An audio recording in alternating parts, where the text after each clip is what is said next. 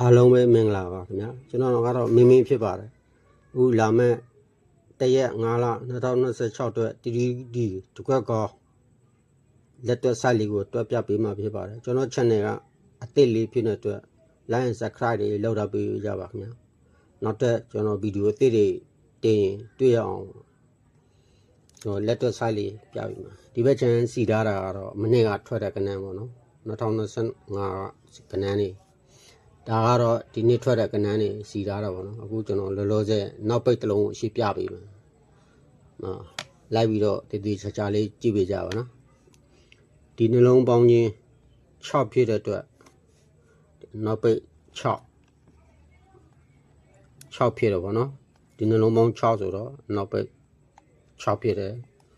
ဒီမှာလည်းဒီလိုပဲအောက်ဘက်ချမ်းမှာလည်းဒီလိုပဲ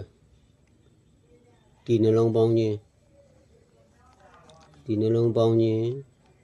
4ဖြစ်တဲ့အတွက်နောက်ပိတ်4လာပါတယ်ခင်ဗျာအောက်မှာလည်းဒီလိုပဲဒီနှလုံးပေါင်းချင်း8ဖြစ်3ညဖြစ်တဲ့အတွက်ဒီမှာ3ညဆိုတဲ့ကဏ္ဍအနောက်ပိတ်ပါမယ်ဒါတပင်ပြတာတော့ဗောနော်ပြီးတော့ဒီ6ကသူဘာနဲ့ပြန်ချုပ်လဲဆိုလို့ရှိရင်ဒီ6ဆိုရင်ဒီ9ရယ်9ရယ်ဒီ6ရယ်3လုံးပေါင်းရင်3ညဆိုတော့ဖြစ်ပေးရမှာဒီမှာလည်းဒီလိုပဲဒီမှာ4ဖြစ်တဲ့အတွက်ဒီ3ညရယ်ဒီ6ရယ်ဒီ4ရယ်ဒီ3လုံးပေါင်းလဲ3ညပဲဖြစ်ရမယ်အပေါ်မှာလည်း3ညဒီမှာလည်း3ညတူရမယ်အခုဒီမှာလည်း3ညဖြစ်တဲ့အတွက်6ရယ်4ရယ်ဒီ3လုံးပြန်ပေါင်းကြည့်ရင်လည်း3ညပဲဖြစ်ရပါမှာနော်3မိလုံးကြီးတယ်ဒါ2ချက်ရှိပြီနော်နောက်တစ်ချက်ကဘာလဲဆိုလို့ရှိရင်ဒီအပေါ်မှာခွပေါင်းခြင်း9နဲ့2ပေါင်းခြင်း9နဲ့2ပေါင်းခြင်းက17ပေါ့နော်1ဖြစ်တဲ့အတွက်1ပြောင်းရှုပ်မယ်ကျွန်တော်အနီလေးနဲ့ပြပေးမယ်နော်9နဲ့